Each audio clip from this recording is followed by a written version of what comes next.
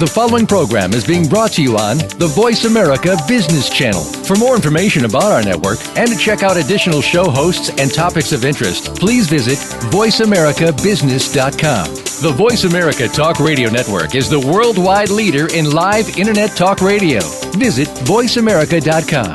The views and ideas expressed on the following program are strictly those of the hosts or guests and do not necessarily reflect the views and ideas held by the Voice America Talk Radio Network, its staff, and management.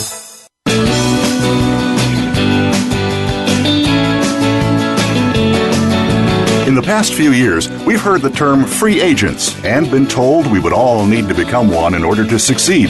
The recent economic structures have helped to promote this concept as reality. Where do we get the tools to take control of our career path in the present and future? Welcome to The Career Confidant with your host, Marie Zimenoff. Marie and her guest experts are here to provide you with the tools you need to move forward and achieve your career goals. Now, here is Marie Zimenoff. Welcome to The Career Confidant, and thank you for tuning in again today. This is your host, Marie Zimenoff. And we are here, as we are here every week, to give you the tools and resources that you need to take control of your own career.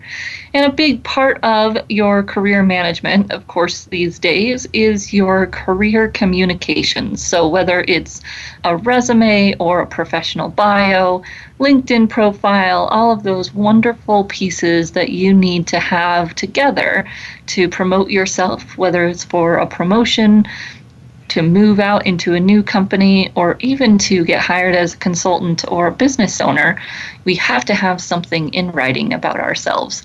And these documents, these career communications, change quite frequently, and so it's nice to have some experts come in and share with us what's going on out there in the wonderful world of career communications. So today, we have Wendy Weiner, who is an attorney, former college professor, and a fellow nationally certified resume writer. So I love this. You know, we hold one of the best resume writers in the industry certifications. And Wendy also is on the National Resume Writers Association board, which I served on for many years. So Wendy is one of my colleagues. She stays on top of what's going on in the industry, and we're excited to have her here to share with us today about resumes and what's going on in that field. Welcome, Wendy. Thank you so much, Marie.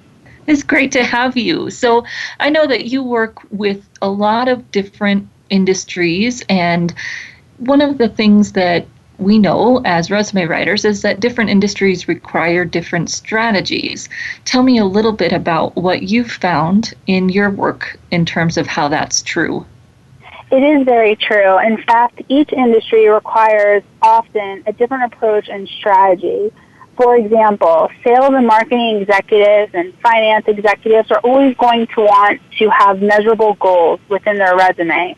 For example, saying that you were successful at launching a new program is not the same as saying that you successfully launched a new program which resulted in $5 million in cost savings and expanded revenue growth at 25%. And on the contrary, a legal resume for, let's say, an attorney or a paralegal is going to want to focus on representative engagements, such as leveraging litigation strategy for a multi-million-dollar class action, or something along the lines of representing a specific type of client that leveraged a certain type of strategy and effectuated a certain type of result. Yeah, so when we think about a resume, oftentimes people think, well, I have to have quantifiable results. And really, it's more about how can you show that you've solved the problems that your future employer is going to be looking to solve. Sometimes that's measurable, and sometimes it's not, but it's always specific, right? I agree. And one of the ways to go about doing that is really always to question yourself and say, how will this allow me to stand apart from another candidate? Is it the same type of responsibility or job function, or is it a major contribution, a key achievement, or a relative accomplishment that will allow me to signify the importance that I brought about in that position within that company? Yeah, so instead of telling a story that could be told about anyone in that position, you're telling a story that's specific about how you brought value to that organization. And again, sometimes that's quantifiable and sometimes it isn't, but it's always that idea of how can I show how I've added value specifically throughout my career. Correct. And so that's kind of a difference between a job description and an accomplishment, right? Is that how you'd explain that to your clients? Correct. And one thing that I always try to explain to the clients is that we should include a couple of sentences, which remains to be a small paragraph of the typical job functions and responsibilities that are charged with action verbs that really tell the specific action and quantifiable action at that as to what they are doing day to day. And then having bullet pointed key accomplishments or major contributions, achievements, and or special types of recognitions or representative engagement that are going to hone in on their specific skill set to sell them to a prospective employer. Perfect. And that helps the employer know where to focus, right? They're going to focus on those bullets, and those bullets are going to be the specific stories of our client versus, like you said in the paragraph, sharing more of that, maybe more general information, maybe some scope information about their oversight, but things that might be included more in their competitors' resumes, although better worded. And then the accomplishments are really the things that they did, their value. Right.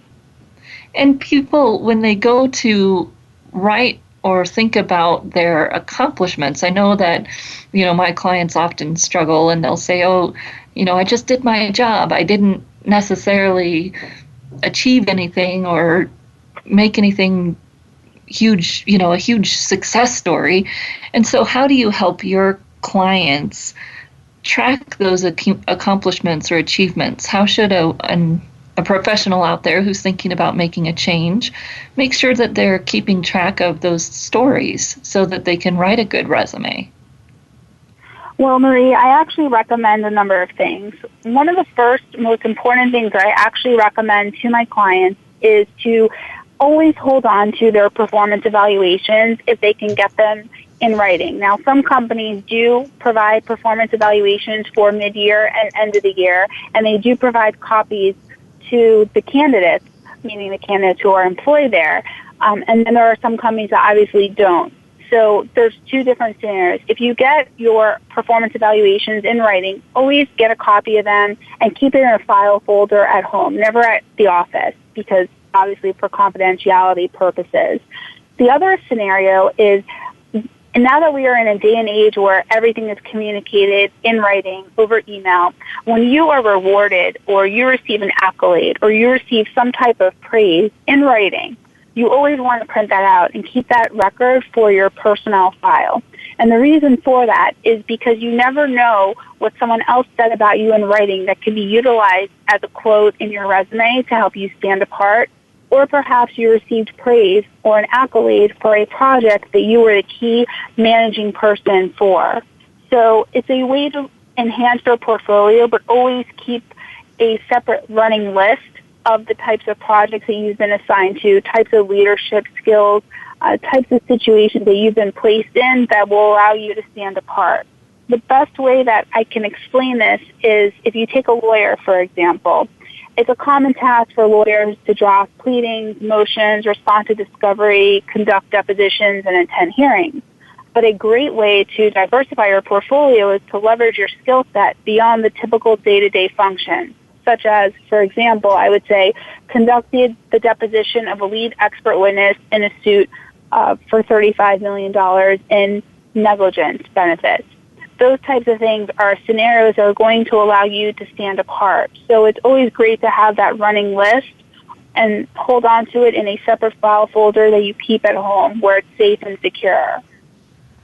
Yeah, and we don't think about that sometimes, right? You may have your company email or your files at work and realizing that might not be the best place to keep things that you want to take with you as you move forward. And maybe similarly, also thinking about, while we're on the topic, making sure that your main LinkedIn primary email account is not your work account, right? And if you're getting things in your work email that you want to keep for yourself, you either need to forward them to your private email or, as you've said, print them out. Don't think that, oh yeah, I'll go back and get that later, because tomorrow, in the real world, tomorrow you might not have access to that company email account, right? Correct. And one of the hardest concepts for a lot of my clients is when they've worked at a company for more than, let's say, 9, 10, or even sometimes as much as 15 to 16 years, how do you quantify 15 to 16 years worth of achievements and accomplishments and job functions in such a small amount of time? Because the resume nowadays has to be a strategic marketing document. So you can't have a 4-page resume that conveys your entire work history. Now it really has to strategically sell you. So for those clients, I recommend that they do a lot of introspective and retrospective thinking about the types of core areas of concentration that they have focused on during their tenure with a company. It could be things such as business development, process improvement, specific sales success. When you focus and hone in on those specific key and core areas, a lot of times it's easier to fulfill the types of examples that go within the realm of those core areas. Perfect. And, I think as people are tracking their accomplishments and achievements, and as you said, your annual reviews, it's great to be tracking those not only for a resume or any of those, but to have concrete examples to provide at a review. And most companies these days have the individual write things down for their review, and this would make that process that much easier as well. Correct. And one of the things that sometimes we don't think about initially at the forefront of our minds is when we're up for that review or we want to apply for a promotion within the department or within the organization, a lot of times we need to provide an updated version of our resume that has a listing of the most recent achievements and accomplishments. So it's really important to just always have a notepad. You can have a small notepad at your desk at work that you transfer to information in a database at home, but it's really important to keep a running list, a handwritten or typed running list of those achievements, accomplishments, major contributions, projects that you've been assigned to, and the types of accolades that you've received along the way during your tenure with a company. Yes. And that idea of, keeping track so that you don't have to think of it when it's your review and you're in the crunch time, then you have it already all there at your fingertips. And so we are going to take a short break. We'll be right back and continue talking with Wendy about resumes and other career communications for your career. We'll be back in just a few minutes.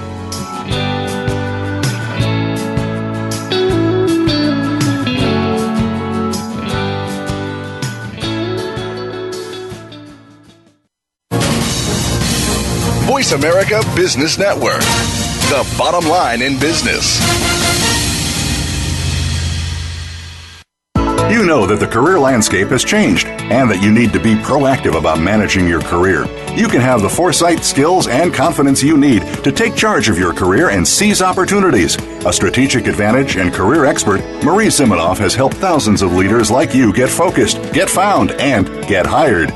Visit getcareersmart.com to find out more. That's getcareersmart.com or call 800-521-2080 to schedule your complimentary consultation. Does your organization lack proper leadership? We're not necessarily talking about experience, but about how to face the changing dynamic of leadership today. Sometimes the people we lead know more. Old ways don't work anymore, and the comfort zone just becomes too easy. Listen for Out of the Comfort Zone with Dr. Wanda Wallace. We'll show you how you can adapt and develop your leadership skills to today's workplace every Friday at 2 p.m. Eastern Time, 11 a.m. Pacific Time on Voice America Business. Game-changing technologies and strategies are transformational, exciting, and disruptive. They shake up your status quo, get your thinking about new ways to scale, compete, and grow, and move you in new directions.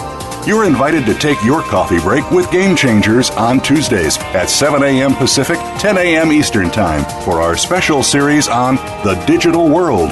Learn how to be the savvy leader who looks ahead to the next wave of business innovation. Digital World with Game Changers, presented by SAP on the Business Channel. From the boardroom to you, Voice America Business Network.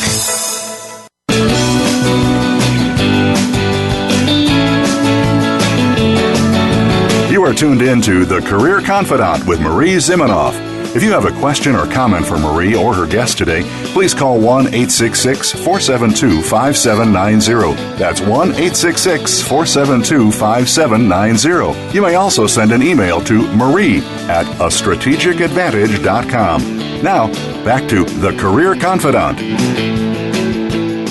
Welcome to the Career Confidant, and today we are talking to Wendy Weiner, who is a former attorney, which is a great background, and I love listening to the things that you have to say about working with attorney clients, Wendy.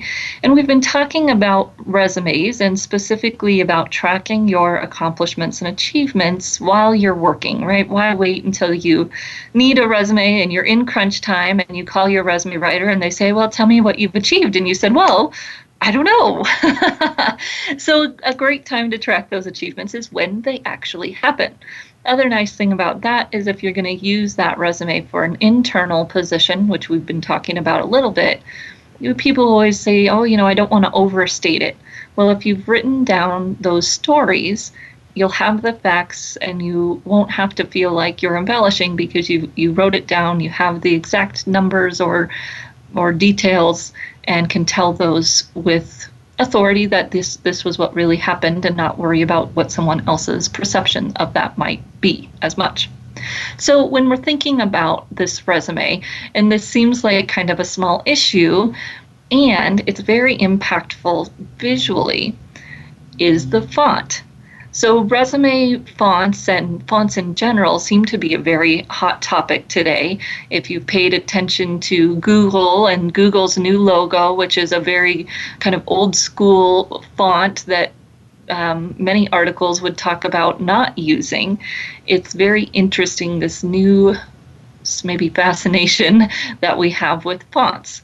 So Wendy, I know that you were quoted in a Huffington Post article back in April of this year on the topic. Tell me what you recommend in terms of fonts and why. I get this question posed to me a lot, and I just had a conversation this morning with a client who is a high-end executive with an MBA in the technology industry. And her resume font that she currently uses is Garamond, which is very similar to Times New Roman. It's a serif font. And what I explained to her is that the serif fonts, or the ones that we always went to, they were the go-to fonts, standard for letters and resumes and, specific correspondence. The reason that it is not necessarily a great font to use in a resume is because the curvature in the letters actually lends less readability to the human eye. And that is why a lot of articles have been written since the Huffington Post article came about. It actually came about through a Business News Daily article that I was originally quoted in. And what I suggested in that article is that resume fonts are extremely important because you only have 5 to 7 seconds to impress the reader. And what you always want to focus on is the psychology of the reader. And you want to pick a resume font that is both sophisticated in nature but also easy on the eyes. And some of the most well-known sans serif fonts out there are Arial, Franklin Gothic, which one of my favorite fonts to use in resumes is actually Century Gothic, Tahoma, and Arial. I switch back and forth between those and also Calibri, but I stray away from the serif fonts because of the amount of curvature in the letters, and it just really hinges on precluding a lot of readability in the resume for a clear, crisp image. Okay. And so one of the things that people often do with fonts and I don't know if you experienced this, but they make them too big. I think that people actually have more of a tendency to make them too big instead of too small. And I'm wondering what your thoughts are around size and what people should be looking for, or what the pitfalls might be of going too big. Obviously, we know the pitfalls of going too small are that it's hard to read. So sometimes I see people just kind of make it really big, so of course it's easy to read, but that doesn't necessarily help with some of the other aspects that you're talking about. Right, and it's kind of funny that you mentioned that, because both of us being nationally certified resume writers, we know that the National Resume Writers Association says that you should stay around 10-point font for the actual typesetting in the resume, and heading should be no larger than 12-point font. I actually tend to use Century Gothic brand font for about 85% of the resumes I do now. I think it looks really clean. It's very crisp. I use most often 9.5, just a slight gap that's a little bit smaller than the 10-point font, and I keep the headings actually at 11-point font. And the idea with the resume font size also is to minimize the amount of white space in the resume. One of the other things that I want to touch upon is that the margins shouldn't be 1 inch around, but generally they should be about 0.5 or half an inch around, because it decreases the amount of white space on the resume, gets more words on the page, and actually can often make a resume from 2 pages into 1 page. Okay. And I think that there's a balance there, right? A smaller font with some spacing in between the bullets or lines can actually be easier to read than a larger font with all of the lines one right on top of another. And so you've got to experiment with it and play with it a little bit. And Tahoma size 10 is going to be a lot bigger than Arial size 10.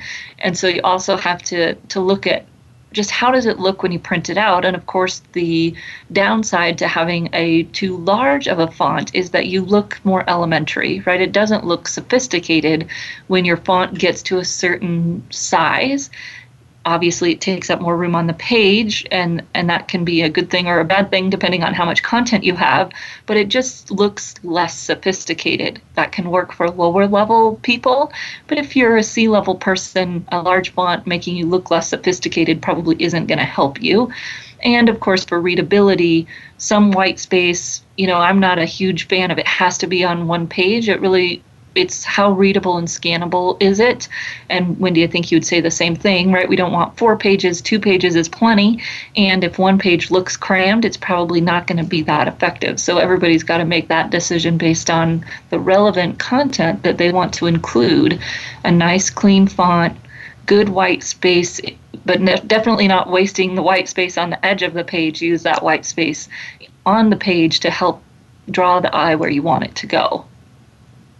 I agree with you, Marie. And one thing that you just mentioned, which I wanted to also touch upon, is when we go on to the second page, and we learn this rule, is that the second page should at least contain half of it full, meaning that if you're going to go on to a second page of a resume, at least half of the page must be filled with content. You don't want to have a quarter of a page filled with content, because that can actually detract the reader from wanting to go on to the second page when they see that there's very limited information. So if you are at the point where you cannot fill up more than a quarter of the second page, you definitely want to reconsider some of the information that you have in the first page, which actually can be modified just through some clean editing and proofreading.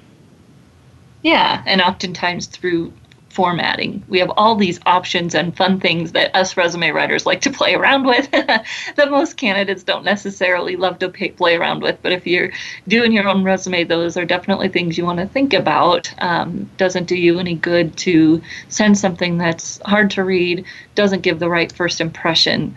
It's best to do some research and figure out how you can use a different font or change your spacing to make that easy to read and nice and clean and crisp.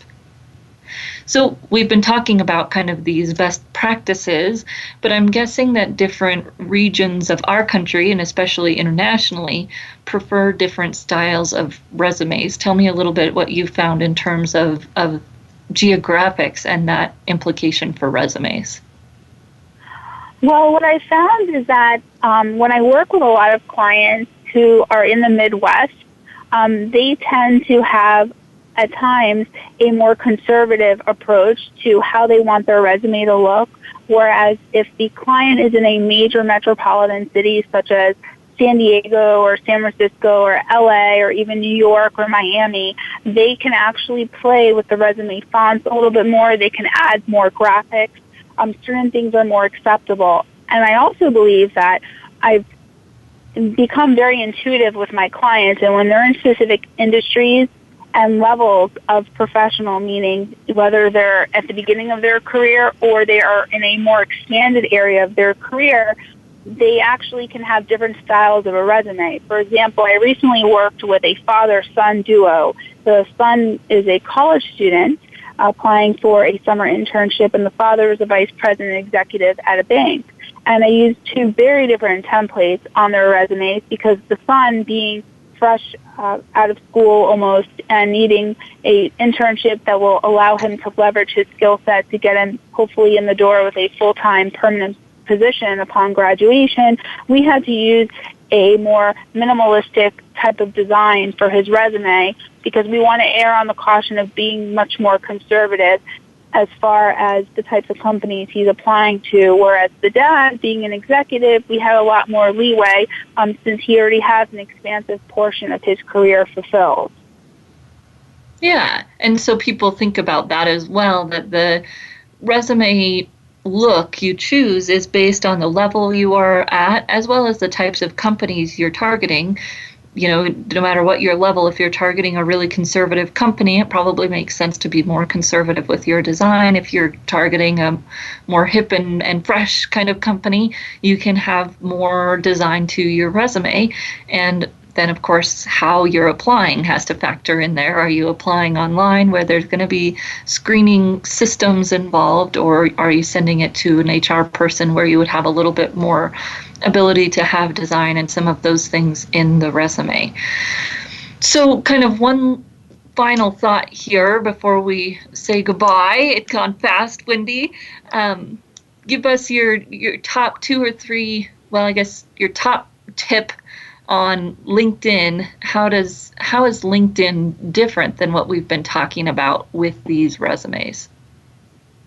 I think there's a lot of misconceptions out there about LinkedIn today, and one of the things that I especially took away this year from the National Resume Writers Annual Conference is that your LinkedIn profile is so much more visible to many more people than your resume. And the reason that is because your resume only goes to a hand select number of people that you're applying to work for, the types of companies you're applying to work for, and let's say the HR representative or the hiring manager are the only person who will see your resume. Whereas your LinkedIn profile is so visible to millions upon millions of people who come across it. So you never want your resume to be a copy and paste. Your LinkedIn profile to never be a copy and paste of your resume. There should be an overlap of information in terms of the job that you've had. So you want to make sure that the dates don't contradict one another. You want to make sure that the information is very similar. But your LinkedIn profile should show a lot more personality and depth to who you are as opposed to your resume. I think in the LinkedIn profile you can convey a lot more about yourself by using first-person pronouns, whereas in a resume, you're not going to use first-person pronouns. And I like to get creative with my clients. I would say that 95% of my clients, I also work on their LinkedIn profiles in addition to overhauling their resume. With the LinkedIn profile, I'm allowed to have more leverage in crafting a document that's much more apt to display their personality, their unique characteristics. And that's a fun thing to do because I think a lot of times we can appear to be very flat characters in a resume, but in the setting of a LinkedIn profile, we're able to show the dimensions of our personalities more. Perfect. And so we're going to say goodbye to you, Wendy, and thank you for being on the show. If you want to tell listeners how they can get in touch with you, is LinkedIn a good place? How can they get in touch with you? Definitely take the time to connect with me on LinkedIn. I have 2 profiles. If you search by my name, you'll find my attorney profile. But if you search by The Writing Guru, you'll find my super savvy cartoon character with the red pen of justice that fights all the bad grammar that we see out there every day. You can also locate me via my website, which is www.writingguru.net. Perfect. So Wendy Weiner, thank you for joining us, the Writing Guru. And listeners, if you're staying around, stay in tune. We'll be right back to talk about an overview of what Wendy discussed, break it down for you, give you some specific action steps that you can take to improve your resume and LinkedIn profile based on the great information that Wendy provided. So we will be right back here on the Career Confidant in just a few minutes.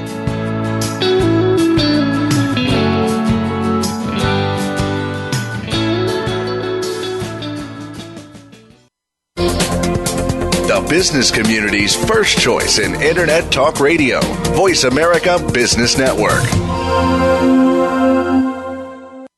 You know that the career landscape has changed and that you need to be proactive about managing your career. You can have the foresight, skills, and confidence you need to take charge of your career and seize opportunities. A strategic advantage and career expert, Marie Zimenoff has helped thousands of leaders like you get focused, get found, and get hired. Visit getcareersmart.com to find out more. That's getcareersmart.com or call 800-521-2080 to schedule your complimentary consultation.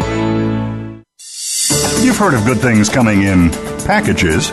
Well, maybe there's a little more to that saying, but when you think about it, packaging is one of the most important things that can represent your business. Tune in to Ditch the Box with host David Marinak. Each week, we'll discuss flexible packaging, marketing, sales, and how it all comes together in one container. Lower costs, increase margins. Listen to the show. It might just save you a ton. Ditch the Box is heard live every Wednesday at 3 p.m. Eastern Time, noon Pacific on Voice America Business. Now you don't have to stay linked to your desktop or laptop. Take Voice America on the go and listen anywhere. Get our mobile app for iPhone, BlackBerry, or Android at the Apple iTunes App Store, BlackBerry App World, or Android Market.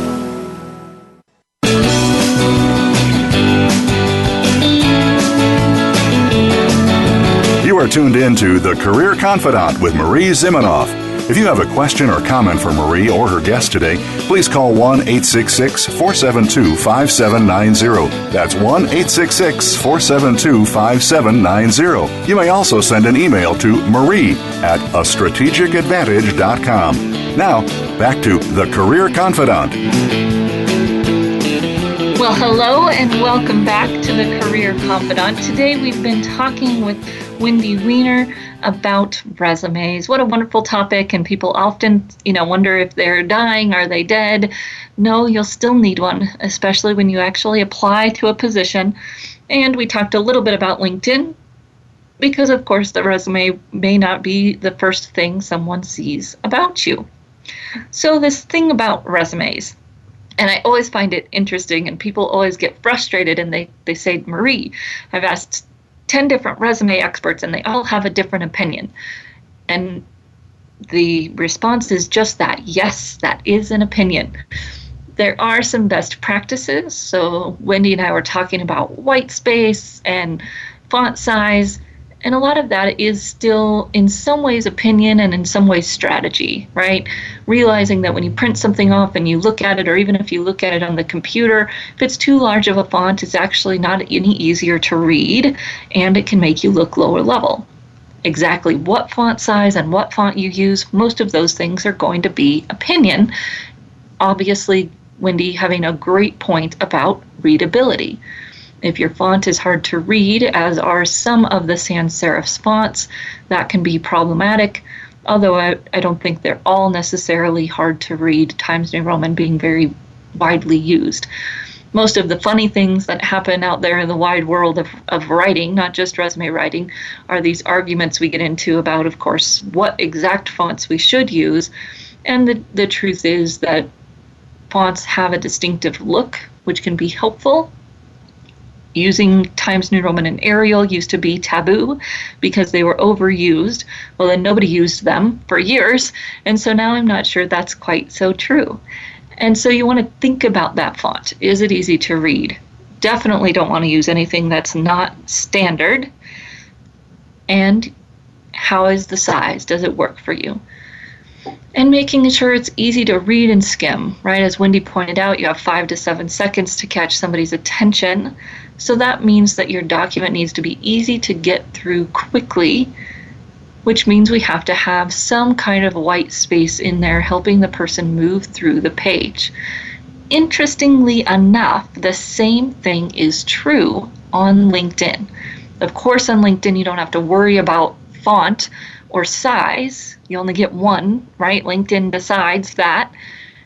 And you do have the opportunity to use spaces, right? Returns on your, if you hit enter on your keyboard, as well as characters. So there are many different types of characters you can use, all the way from, the star and the whatever the right word is, but the star, your number 8, shift to number 8 key, and your equal sign and hyphens and all of those things, dashes that you can use right off your keyboard, can easily break up a section on LinkedIn. And of course, there are all the fancy characters that you can insert. Those I always think about, be careful, right? We don't want to draw the eye to the character. We want to draw the eye to somewhere we want to read. So we have all of those options on LinkedIn, similar to what we have in our resume. And we can create white space. We can create breaks that help move people through the content. And most importantly, we can create small, soundbite, readable chunks, both in our resume and in our LinkedIn profile, that make it easy for someone to digest the information. Having huge, long paragraphs on any document that you send these days is probably not going to be effective, whether that's an email, a cover letter, a resume, or on your LinkedIn profile. People will be overwhelmed very quickly with the long paragraph and not even attempt it. So the moral of the story really is thinking about how easy it is to read what you're sending, what you're submitting, and how could you make it easier, quicker, faster for people to get to the information you really want them to see. And of course, Wendy talked about margins on a resume, and I totally agree with her there. 0.6 is usually the smallest I go, because my printer freaks out if you do a 0.5 and says that that's outside the printable range. That's fine, 0.6 is fine, but there's no reason to spend a lot of white space, waste a lot of white space on the edge of the page. I'd rather use that inside the page, spacing between sections or accomplishments to make those easier to navigate. Seems like simple little stuff, and it can make a really big impact into the amount of data that's actually consumed by the person reading your document. Again, whether it's a resume or a LinkedIn profile. That white space really helps with that readability. And thinking about kind of our accomplishment side of the resume, Wendy gave you some great ideas to think about how you're adding value to the company versus just talking about what you did there, as in what's in your job description. What did you actually do there? What did you accomplish? What were your specific projects? And how did you solve problems? And a lot of times when people struggle with that, I'll have them look forward. So what things will this job want you to do? What problems will they need you to solve? Okay, great. Think about those. Write them all down. Look at those new job descriptions you're applying for. What are they asking for someone to do? Now go back into your work history and find specific examples of projects, scenarios, stories where you did those things. Tell me the full story, right? And then maybe not on the resume, but you have to have the full story to decide what to put on the resume. And very simply put, that might be challenge, action, result. So what was the challenge or problem you were looking to solve? Why were you doing what you were doing? What did you do? And as specifically as you can, then you can choose which specifics to include on the resume based on what is relevant towards that future employer. And then what was the result? And make yourself dig there. That's where most of the gems leave themselves uncovered.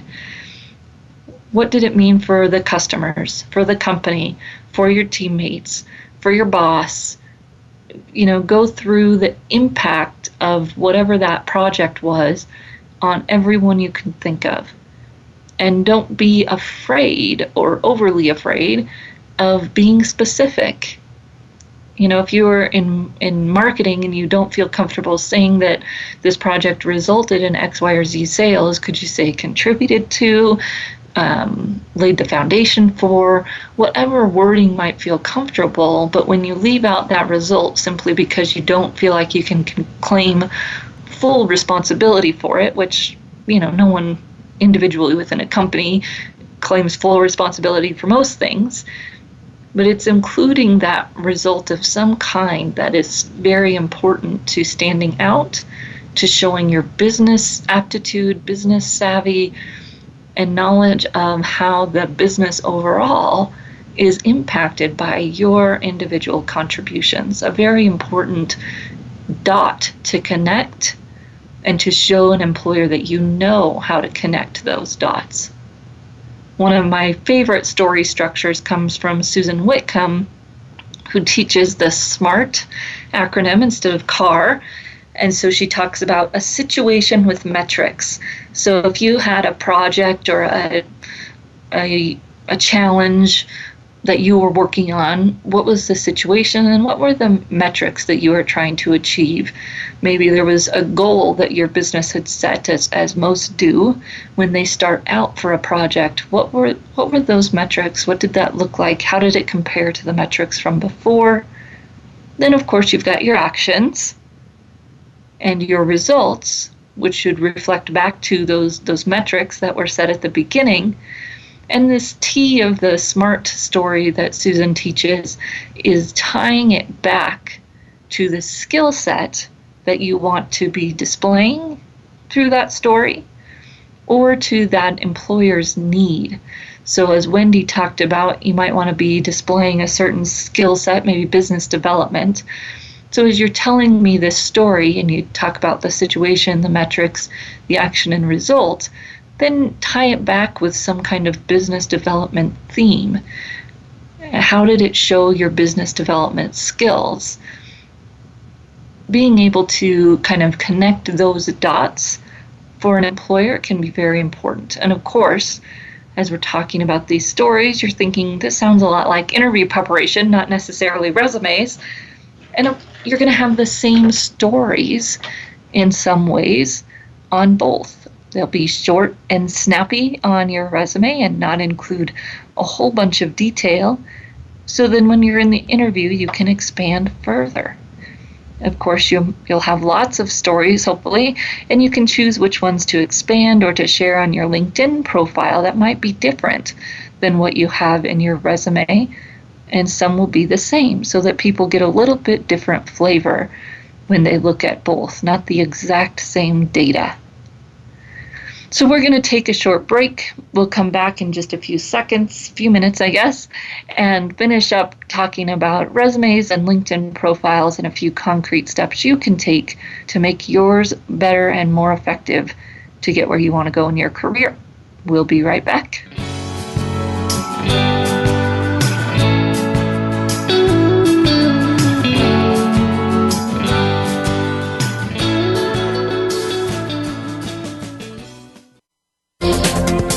The business community's first choice in Internet Talk Radio, Voice America Business Network. You know that the career landscape has changed and that you need to be proactive about managing your career. You can have the foresight, skills, and confidence you need to take charge of your career and seize opportunities. A strategic advantage and career expert, Marie Zimenoff has helped thousands of leaders like you get focused, get found, and get hired. Visit getcareersmart.com to find out more. That's getcareersmart.com or call 800-521-2080 to schedule your complimentary consultation. Many industries have been revolutionized by technology in the last decade. Books, music, TV, communications, and now it's happening to our money and the way we pay. Tune in to Breaking Banks with Brett King for a look at how technology and customer behavior will bring about more changes in banking in the next 10 years than in the last 200 years. Listen every Thursday at 3 p.m. Eastern Time, noon Pacific on Voice America Business Channel or on AM 1160 The Voice. You'll never look at your bank account the same again. Where is the best place to put your money? Rick Saylor with co-host Eric Hamburg will take the mystery out of investing in order to keep your hard-earned wealth performing and protecting to its maximum potential. Listen for Straight Talk, Clear Decisions, live every Friday at 10 a.m. Eastern Time, 7 a.m. Pacific Time on the Voice America Business Channel. Rick Saylor, smooth financial sailing for the best part of your life. When it comes to business, you'll find the experts here. Voice America Business Network.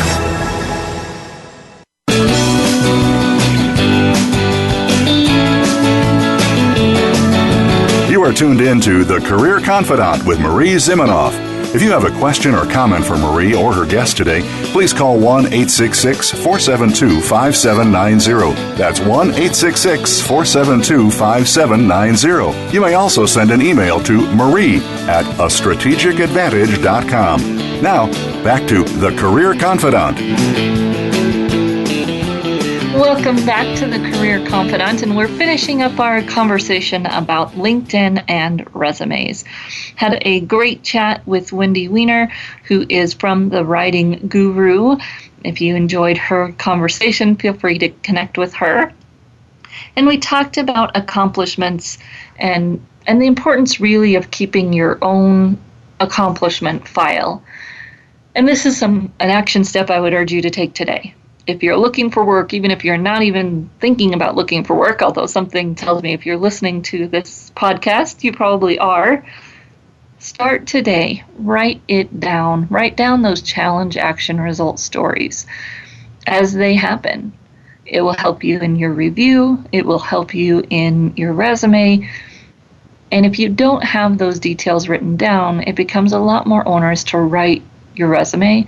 It becomes a lot more challenging to prepare for your review, and you just don't have the facts that you need to back up what you want, right?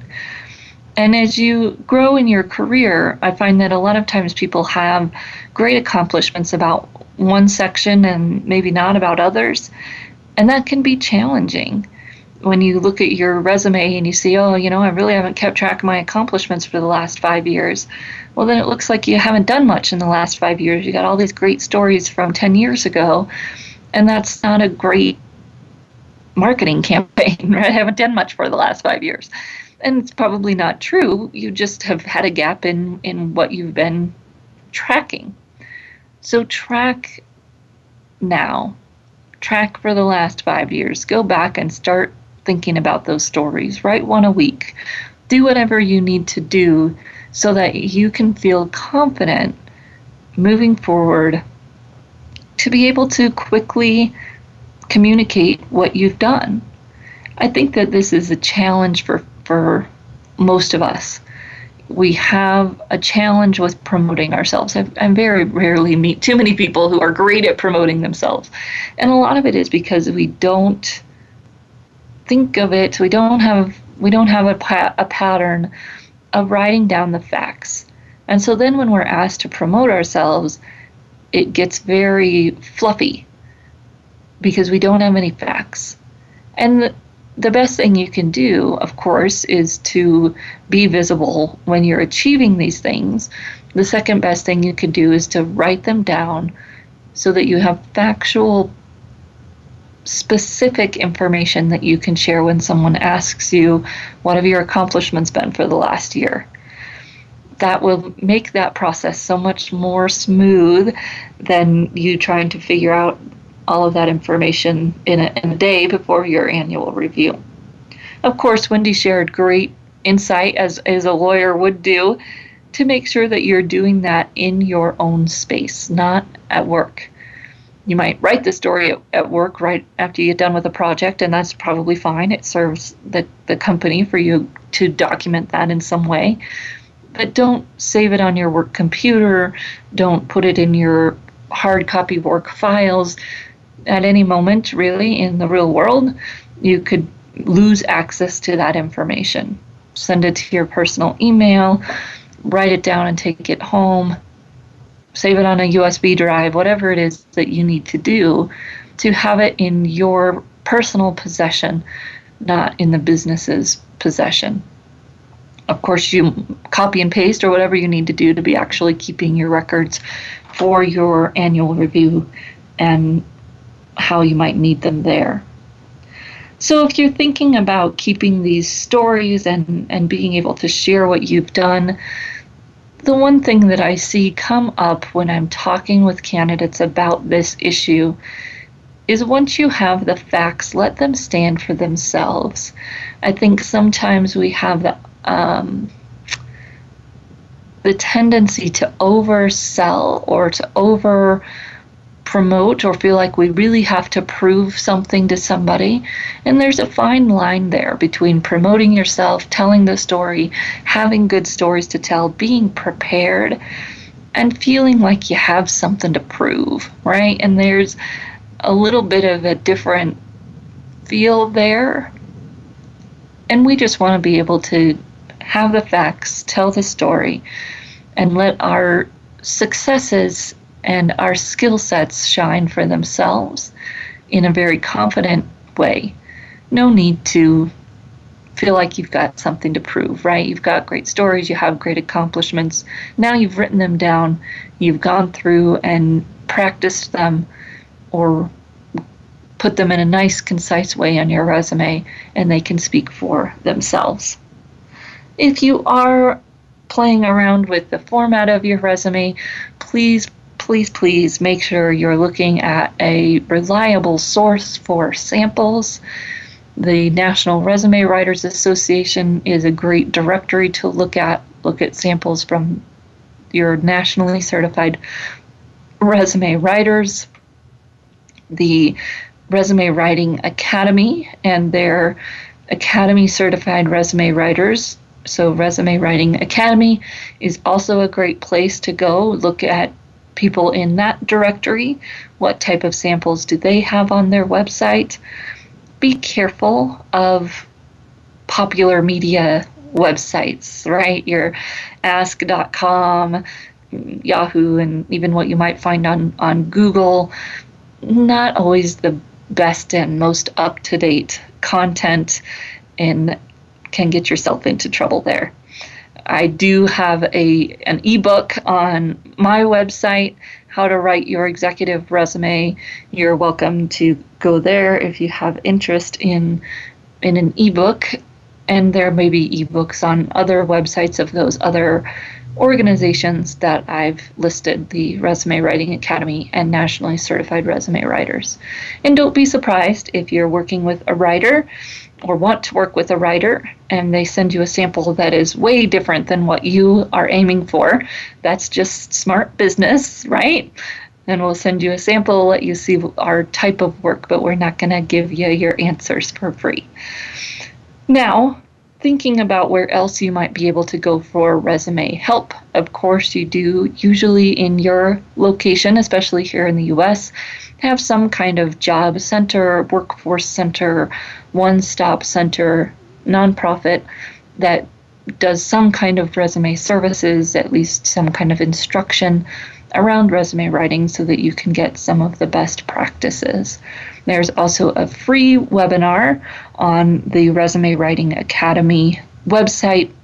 At the very top of that website, there's a tab that says e-summits, and you can find a free e-summit on that website that goes through the basics of resume writing. It's meant more for professional resume writers, but would be a great option and resource for you in writing your own resume as well. Main point, use a book in the library. I think the latest ones published were from 2008, but they're still going to be better than most of what you could find online, or at least more consistent. And you want to think about what makes sense for you. What do you want to highlight in your resume? What visual presence do you want to have? And a lot of those same ideas transfer over to your LinkedIn profile. How can you communicate what you want an employer to see about you? And of course, if you're on LinkedIn and you are employed, no reason to go raising a bunch of red flags. It's great and powerful to have a profile that shows you're happy and successful where you are, while still incorporating some of the keywords that would be searched by an employer who might want to hire you. Complicated topic, happy to answer any questions. You're always welcome to reach out to me at Marie, M-A-R-I-E, at astrategicadvantage.com, and we'll see you right back here again next week on The Career Confidant.